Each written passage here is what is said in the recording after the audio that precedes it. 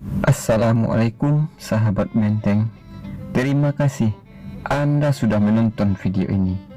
Semoga menjadi ilmu yang bermanfaat bagi kita semua, dan semoga menjadi pribadi yang lebih dewasa. Sebelum itu, beri kami like and subscribe. Semoga channel ini agar lebih berkembang. Dan jangan lupa beri komentar video ini jika Anda merasa ada kekurangan atau kesilafan dari kami.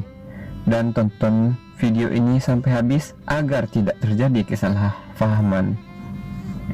Baiklah, di part sebelumnya saya sudah menguraikan arti dan makna dari sumbang dua baleh, serta menguraikan sumbang duduk atau sumbang duduk.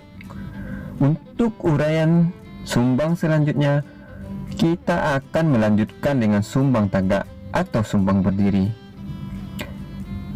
Tagak atau berdiri menurut arti ialah bertumpu pada kedua kaki, tidak duduk atau berbaring.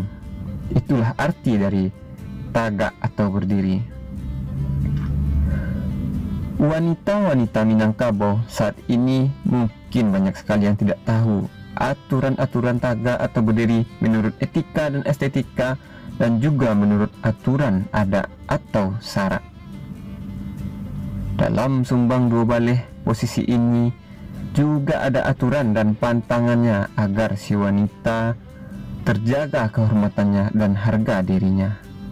Baiklah, aturan yang ada di sumbang tagak ini. Yang pertama, tidak boleh tagak atau berdiri di depan pintu masuk dan keluar rumah atau di tangga, karena pintu rumah adalah jalan keluar masuk orang yang akan lewat. Sedikit cerita, dahulu saya masih remaja, pernah ditegur oleh orang tua saya. Lalu saya bertanya, apa masalahnya?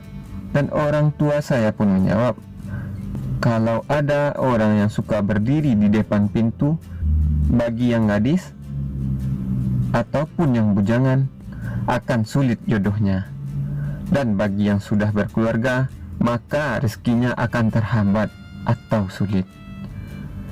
Setelah dewasa, saya anggap ini hanya mitos. Akan tetapi, setelah saya dengar dan berdiskusi dengan orang-orang yang bijak, aturan itu tidak salah. Kalau dibayangkan ketika kita berdiri di depan pintu, jika ada tamu mau masuk, maka tamu tersebut pastilah terhalang jalannya. Itu akan memberikan kesan yang kurang enak bagi tamu, apalagi di lingkungan orang Minang. Seolah-olah tamu tersebut kurang disambut di rumah itu. Selanjutnya, pintu itu merupakan gerbang untuk masuk dan keluar. Di sanalah banyak energi-energi yang akan lalu lalang. Maka jika kita berdiri di depan pintu, maka energi itu akan terhalang oleh manusia. Dan tidak salah lagi, jika kita sering berdiri di depan pintu, maka orang akan menganggap kita kurang kerjaan.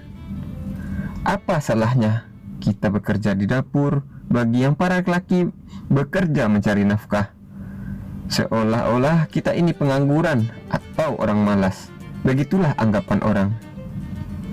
Baiklah, selanjutnya sumbang tagak atau berdiri di tepi labuh atau di tepi jalan, jika ndak ada yang ditunggu. Maksudnya adalah sumbang berdiri di pinggir jalan atau di tepi labuh jika tidak ada yang kita tunggu atau kita nanti. Nah, ini pun sangat krusial. Secara langsung saja, yang sering berdiri di pinggir jalan bagi perempuan ialah PSK atau pekerja seks komersial.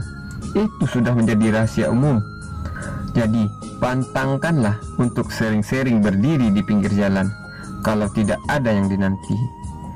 Karena bagi wanita itu akan mengakibatkan orang berpandang lain kepada kita, walaupun kita bukan PSK, kecuali contoh menunggu angkot atau jemputan transportasi lainnya. Selanjutnya, sumbang tagak jauh laki-laki bukan muhrim, atau sumbang berdiri dan berkumpul dengan laki-laki yang bukan muhrim kita. Dan ini juga pantangan sangat benar, karena di agama pun bagi wanita berdiri, berkumpul, bergaul, dan apapun jenisnya ini sangat dilarang dan diharam jadahkan. Pantangan ini sangat menjaga harkat dan martabat serta keselamatan perempuan, karena perempuan itu ibarat mentimun dan laki-laki itu ibarat durian. Bagaimanapun menyusunnya atau dikumpulkan, si mentimun akan tetap tergores oleh duri-durian tersebut. Itu sangat berbahaya. Sampai di sini Anda paham kan? Untuk itu, pituah-pituah orang tua janganlah diabaikan. Mama, datuk-datuk serta alim ulama telah merancang sumbang 2 balai ini dengan sempurna, berlandaskan dengan kitabullah. Kata orang seberang ialah pamalih kalau diabaikan. Maka itulah uraian dari sumbang tagak tersebut. Semoga perempuan-perempuan Minangkabau yang saya cintai, kalian akan menjadi seorang ibu dan juga menjadi seorang budak kandung dalam kaum kalian. Maka jagalah diri kalian dan amalkan pituah-pituah mama kalian. Jangan kalian beri mereka malu, karena malu itu sebagian dari iman mereka. Hanya itu yang dapat saya sampaikan dalam video ini. Semoga menjadi amal ibadah bagi kita semua. Semoga kita dalam lindungan Allah Ta'ala.